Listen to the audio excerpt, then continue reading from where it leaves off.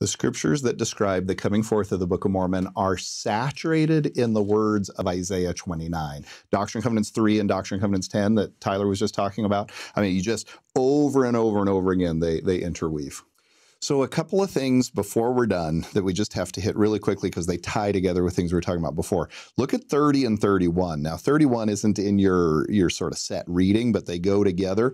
There was this obsession at different times with Egypt. Egypt will solve your problems. Egypt just is always there and is always saying, trust in us. And then look at what Isaiah does. Remember, this is in the section where he's saying the failure of worldly kingdoms and ideologies compared with God and God's teachings.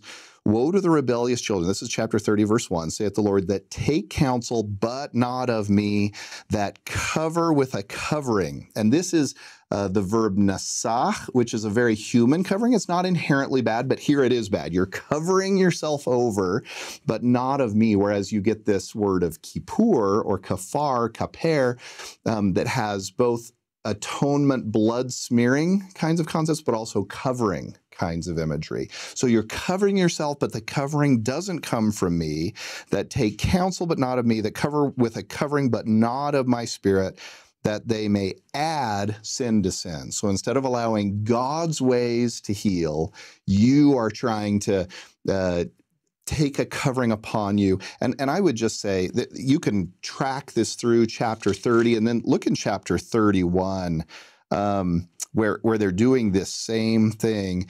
And verse 3, chapter 31, verse 3, now the Egyptians are men and not God. Their horses are flesh and not spirit, right?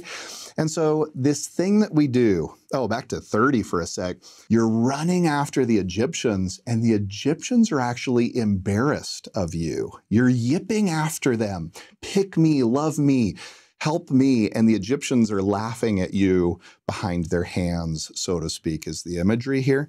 So I think it's important in these ancient texts, as we think, well, how does this matter to me, to think of how everyone in the world is seeking for joy and happiness. We're seeking to know that we matter, that our lives have value, and we look for all these things to fill up that gap in our souls, that fear that we all have, that we don't matter. At the end of the day, we don't have value. And so we can pretend, we can sort of drown it in substances or too much sleep or whatever the case may be, just make it go away, that fear that I have. Or we can look for evidence in our social media pings, in our money, in our popularity. But that stuff doesn't work in the end. That's human, it's mortal, it's going to betray you. Doritos will betray, whatever it is that you use to make that fear go away, only God's covering will last. And the phrase that I think is powerful, I don't know if I learned it from someone else or where I got it from. There is a hole in our soul, and that hole is Christ-shaped. God heals those wounds. And these other things can be positive too, but not if we put them in first place, including, a boyfriend, a girlfriend, my husband, my wife will fix all of my problems. My children will. Children are wonderful. Husband's wonderful, I hope. Wife's wonderful, I hope. But they're not God. And when we put them in the place of God, we do them a disservice and we set ourselves up for real sorrow. And Isaiah's trying to say, no, be emotionally healthy, and emotional health is trusting in the constant one, the one who never changes, the one who will not fail you. That's chapter 30 and 31 here.